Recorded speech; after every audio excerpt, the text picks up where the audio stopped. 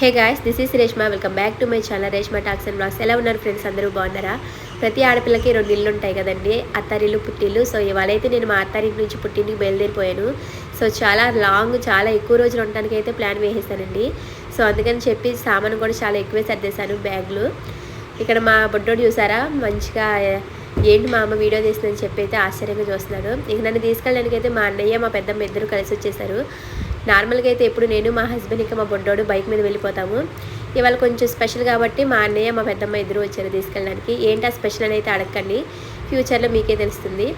So మొన్న ఒక video షార్ట్లో అప్లోడ్ చేశాను కదండి, బుట్టాయిగూడెం టు జంగారెడ్డిగూడెం వెళ్ళే రూటు.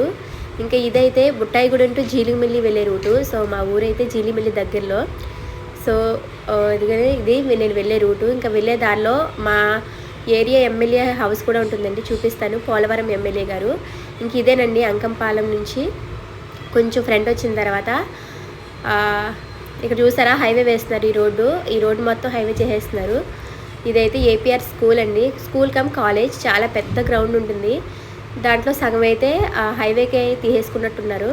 ఇంక ఇదేనండి పోలవరం నియోజకవర్గం ఎమ్మెల్యే అయితే ఇల్లు. ఇదైతే ఇప్పుడు నేను చూపించేది అయితే ఆఫీసు, ఎమ్మెల్యే సార్ వాళ్ళ ఆఫీసు. ఇంకా కొంచెం ఫ్రంట్కి వెళ్తే ఇల్లు. ఇదిగోండి, ఇదే మొన్నే కన్స్ట్రక్షన్ అయితే కంప్లీట్గా పూర్తి అయిపోయినట్టుంది. ఇంకొంచెం ఫ్రంట్కి వెళ్తే వాళ్ళ ఓన్ హౌస్, ఇంతకు ముందు ఉండే హౌస్ అయితే కనిపిస్తుంది. సో నేనైతే లాస్ట్కి మా ఇంటికి అయితే రీచ్ అయిపోయాను. సరే ఫ్రెండ్స్.